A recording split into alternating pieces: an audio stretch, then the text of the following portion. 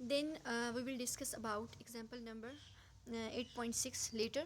इसमें सिंपली आपके फर्स्ट क्या है कि आपने फार्मूला जो आपने फार्मूला पढ़ा है अभी आपने उसी को यूज़ करना है, यानी L is equal to L nought into 1 plus alpha delta T. Again बता दूं कि L आपके पास चेंज इन लेंथ है, L नॉट आपके पास ओरिजिनल लेंथ है, और 1 आपके पास एज इट इज़ कॉमन निकालने की वजह से, और अल्फ़ा जो है वो आपके पास क्या है, coefficient of linear thermal expansion है। आप इस by putting values in this formula you can easily find out change in length. Then हमारे पास है कि volume thermal expansion, volume of a solid also changes with a change in temperature. जैसे हमने length के बारे में डिस्कस किया है कि जब भी हम किसी चीज़ को हीट अप करते हैं या उसका टेम्परेचर इंक्रीज़ करते हैं तो एज अ रिज़ल्ट उसकी लेंथ के अंदर चेंज आता है। बिल्कुल इसी तरीके से जब कभी भी किसी सॉलिड को आप हीट अप करते हैं या उसका टेम्परेचर बढ़ा देते हैं तो उसके वॉल्यूम में भी चेंज आता है, और ये चेंज जो है वो वॉल्यूम थर्मल एक्सपेंशन कहलाता है।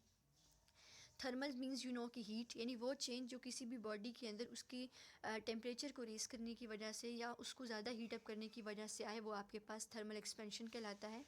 और अगर वो चेंज वॉल्यूम के अंदर आता है तो हम इसको वॉल्यूम थर्मल एक्सपेंशन कहते हैं।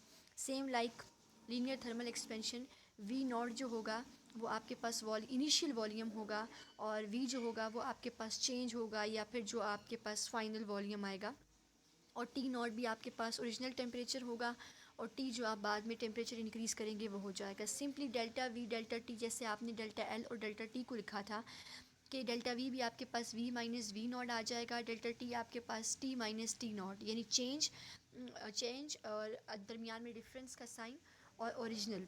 इस तरीके से आप इसको लिख सकते हैं। आपके पास ईच स्टेप जो है वो लीनियर थर्मल एक्सपेंशन की तरह जो है वो सॉल्व होगा, उसी को आप आगे प्रोसीड करेंगे। तो delta V will be directly proportional to V not delta T. Now equation 8.12 you can see delta V is equal to beta V not delta T, यानी आपने जो कोएफिशिएंट का साइन था, या यूँ कह लें कि आपने जो डायरेक्टली प्रोपोर्शनल का साइन था उसको आपने लीनियर वॉल्यूम जो coefficient of linear volume expansion यानी बीटा से आपने चेंज कर दिया है। और simply like linear volume expansion आप डेल्टा वी को खोल देंगे, वी माइनस वी नॉट और is equal to beta V not delta T. फिर क्योंकि आपके पास जो लेफ़्ट साइड है उस पर आपके पास वी नॉट जो है वो सब्ट्रैक्ट हो रहा है, तो आप उसको राइट साइड पे ट्रांसपोज कर देंगे, राइट साइड पे मूव कर देंगे।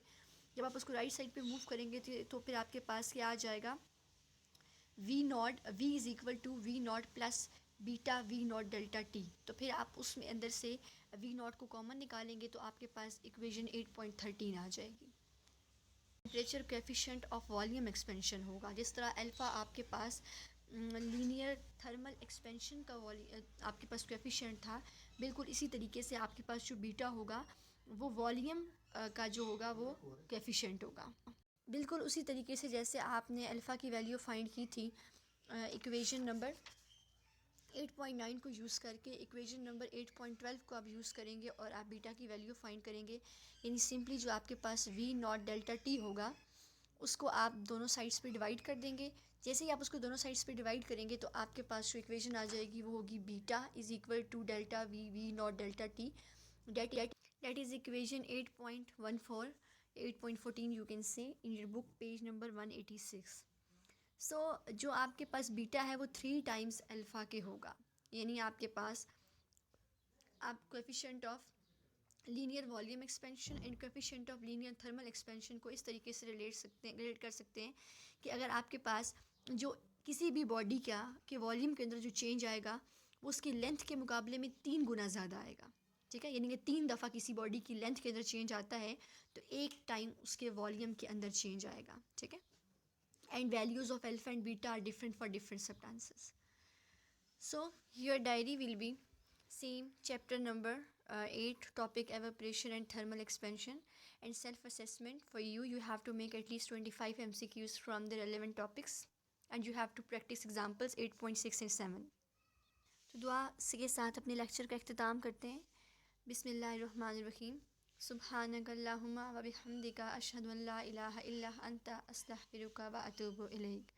Take care of yourselves and your family. Stay tuned to your books. Allah Hafiz.